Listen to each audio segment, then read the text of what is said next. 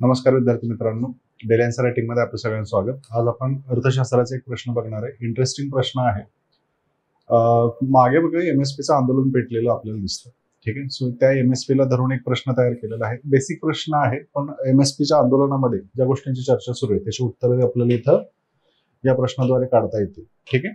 So प्रश्न जो आहे तो असा आहे, भारतातील अन्न सुरक्षा सुनिश्चित करण्यासाठी, ठीक आहे, फर्स्ट थिंग आपल्याला पहिला कीवर्ड मिळाला अन्न सुरक्षेचा. अन्न सुरक्षा सुनिश्चित आपल्याला करायची आहे. सेकंड थिंग, शेतकऱ्यांचे उत्पन्न सुधारण्यासाठी, फार्मर्स इन्कम आणि फूड सिक्युरिटी या दोन गोष्टींसाठी किमान आधारभूत किंमत च्या प्रभावितेचे गंभीरपणे परीक्षण करा. बरोबर. सो याची इफेक्टिव्हिटी काय आहे? एमएसपीची इफेक्टिव्हिटी दोन गोष्टींसाठी आपल्याला चेक करायचे. फूड सिक्युरिटीसाठी काय आहे आणि शेतकऱ्याच्या उत्पन्नासाठी काय आहे. एमएसपी मिनिमम सपोर्ट प्राइस आपण त्याला म्हणणार आहे. सोबतच प्रश्न पुढे कंटिन्यू आहे. एमएसपी प्रणालीच्या विद्यमान मर्यादांचे निराकरण करण्यासाठी उपाय सुचवा. बरोबर. प्रश्न कळाला सगळ्यांना. मग आता प्रश्नाला डिकोड आपल्याला करायचा आहे. पहिली गोष्ट, हा प्रश्न जो आहे तो मिनिमम सपोर्ट प्राइस किंवा एमएसपी वर आधारित आपल्याला दिसतो. किमान आधारभूत किमतीची चर्चा आपल्याला करायची आहे. राईट. सध्या किमान आधारभूत किंमत याला धरून शेतकरी आंदोलन जे आहे हे सुरू आहे. ओके. फार्मर्स एजिटेशन जे आहे ते सुरू आहे. का तर कुठेतरी फार्मर इन्कमचा खूप मोठा रोल याच्यामध्ये आपल्याला दिसतो. शेतकऱ्यांचं जे उत्पन्न आहे हे उत्पन्न तुटपुंज आहे, कमी प्रमाणामध्ये आहे, आणि या उत्पन्नावर पर्याय जर काढायचा असेल तर त्या केसमध्ये आपल्याला किमान आधारभूत किमतीचा आधार तिथं शेतकऱ्याला मिळत असतो. ओके. सो हा एक अँगल आपल्याला दिसतो. सोबतच दुसरा अँगल जो आहे हा अन्न सुरक्षेचा आपल्याला सांगता येतो. ठीक आहे. प्रश्न जो आहे, प्रश्न काय म्हणतोय की एमएसपी या दोघांना कशा पद्धतीनं मदत करतं. ओके. क्वेश्चनचा पहिला पार्ट जो आहे तो एमएसपीचा प्रभाव या दोघांवर कशा पद्धतीनं पडतो या प्रभावाची चर्चा आपल्याला करायची आहे. म्हणजे फायद्याचं आहे का तोट्याचं आहे. म्हणजे एमएसपी दिलं तर फूड सिक्युरिटीवर किंवा अन्न सुरक्षेवर काय फायदा तोटा होऊ शकतो, फार्मर्स इन्कमवर काय फायदा तोटा होऊ शकतो, याचं परीक्षण आपल्याला करायचंय.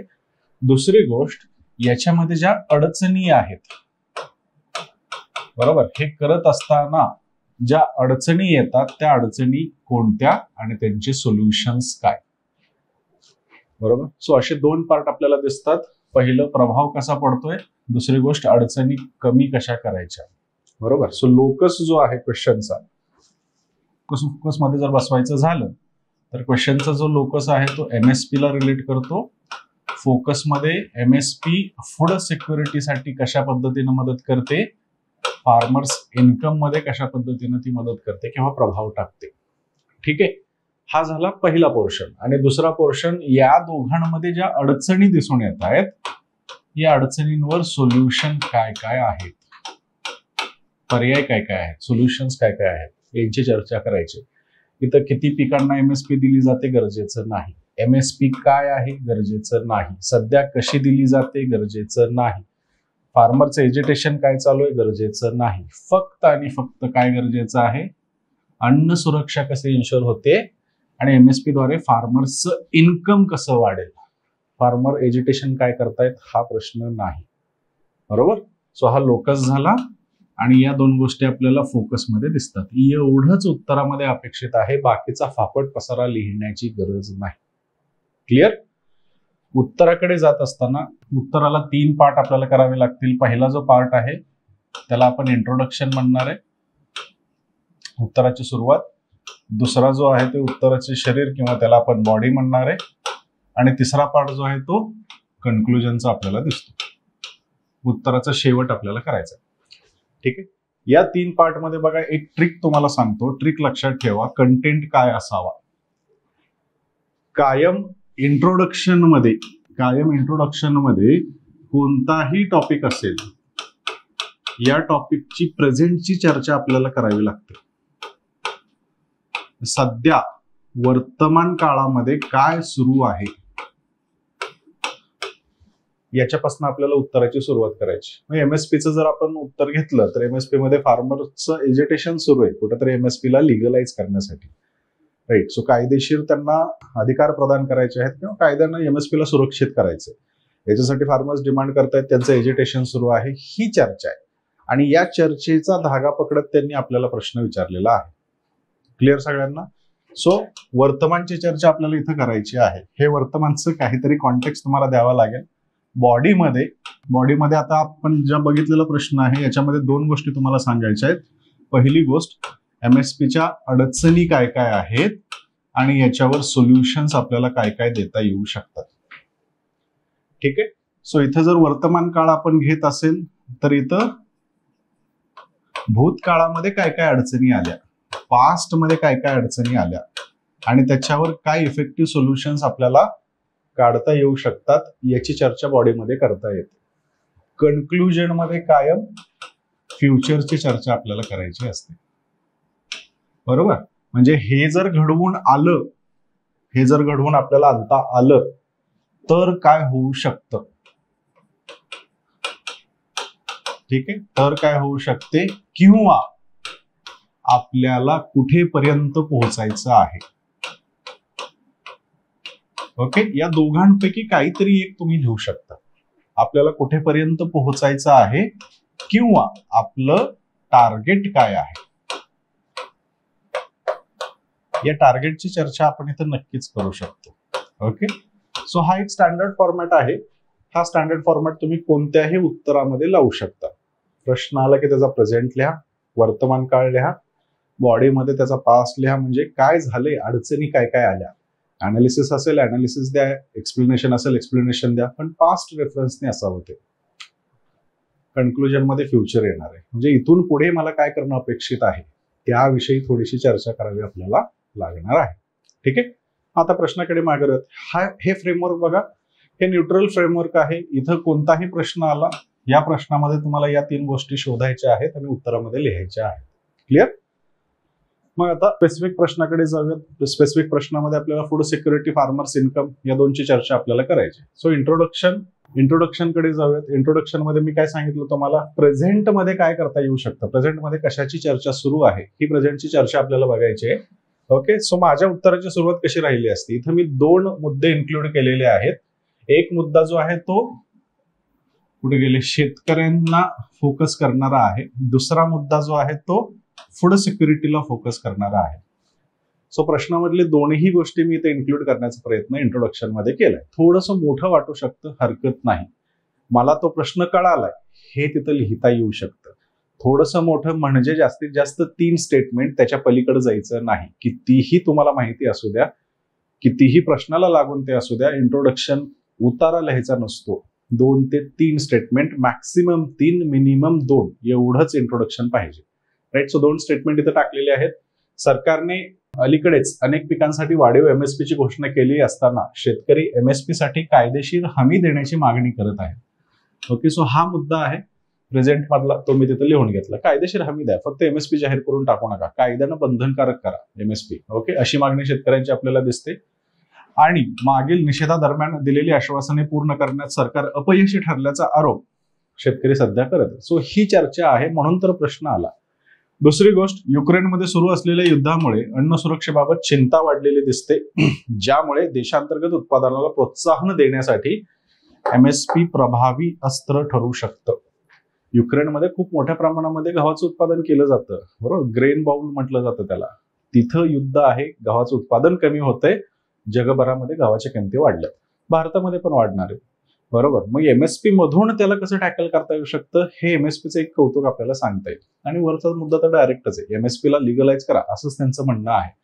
राईट. सो इंट्रोडक्शन मध्ये मला या दोन्ही गोष्टी कोणत्या आल्यात बघा. मग आता बॉडीकडे जाऊयात. बॉडीमध्ये परिणामकारकता आपल्याला बघायची आहे. राईट. सो अन्न सुरक्षेपासून सुरू करूयात. एमएसपी गहू, तांदूळ यासारख्या आवश्यक अन्नधान्याच्या उत्पादनास प्रोत्साहन देते. हे बफर स्टॉक साठी पुरेशी घरगुती खरेदी जी आहे ती सुनिश्चित करण्याचं काम करतं. बफर स्टॉक म्हणजे काय बाबा, आडी अडचणीला आपल्याला त्यातनं धान्य देशामध्ये सोडता येऊ शकतं, त्याला आपण बफर स्टॉक म्हणतो. ठीक आहे. सो या बफर स्टॉकच्या निर्मितीसाठी एमएसपी एक चांगलं अस्त्र आहे सरकारकडे, असं म्हटलं तरी चालेल, ज्यामुळं अन्न सुरक्षा एन्श्योर करता येते. तसेच किमती स्थिर ठेवण्यासाठी सुद्धा एमएसपीचा वापर करता येऊ शकतो. जास्त पडल्या नाहीत पाहिजे, जास्त ओव्हरशूट झाल्या नाहीत पाहिजे. एमएसपी सरकारचं इंटरव्हेन्शन तिथं ठरतं. लोकसंख्येसाठी अन्न उपलब्धतेची हमी एमएसपी द्वारे दिली जाते. ह्या परिणामांची चर्चा आपण करतोय. ठीक आहे. मग आर्ग्युमेंट मी मांडले. उत्तरामध्ये बघा पहिली गोष्ट काय असते, आर्ग्युमेंट मी मांडलेला आहे.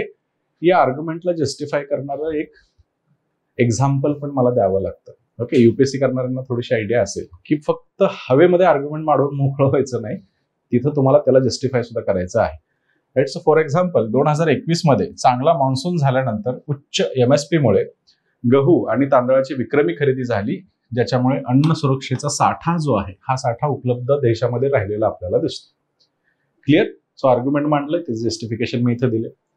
त्याच्यानंतर शेतकऱ्यांच्या उत्पन्नामध्ये परिणामकारकता आपल्याला बघावी लागेल. एमएसपी उत्पादन खर्चाची किंमत प्रदान करतं.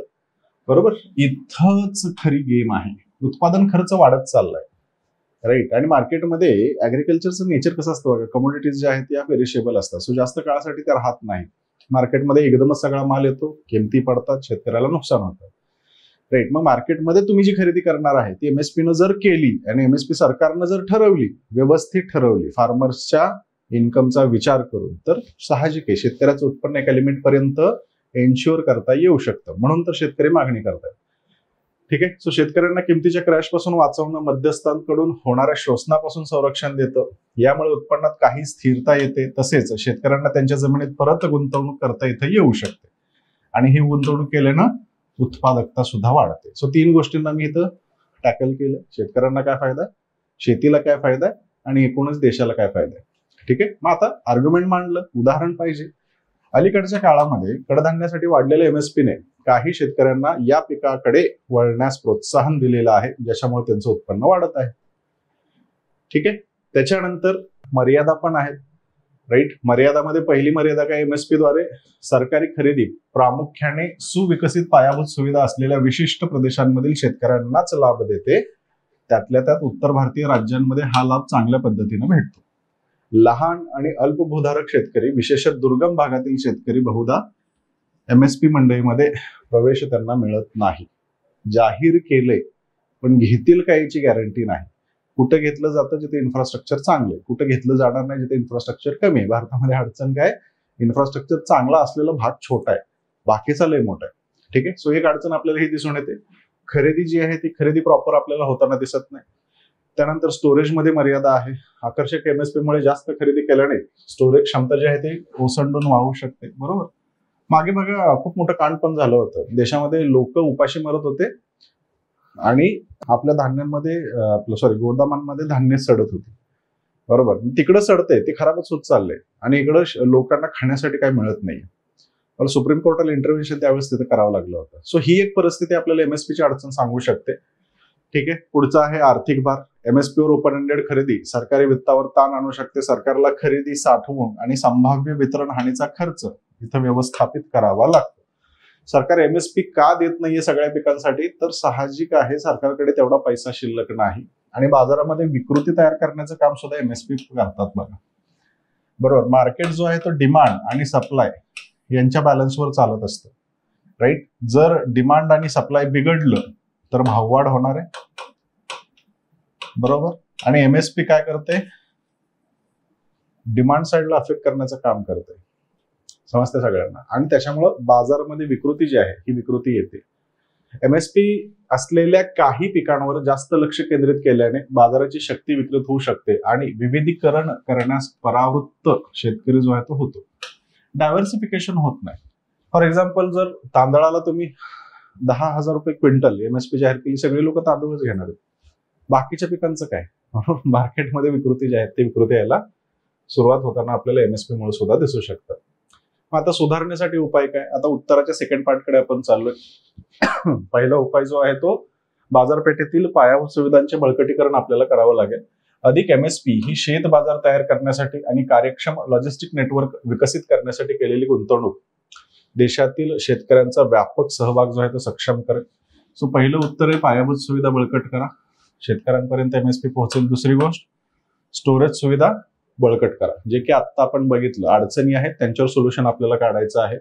त्यानंतर थेट मार्केटिंगला प्रोत्साहन देणे. ओके. हा एक इंटरेस्टिंग कॉन्सेप्ट आहे बरं का.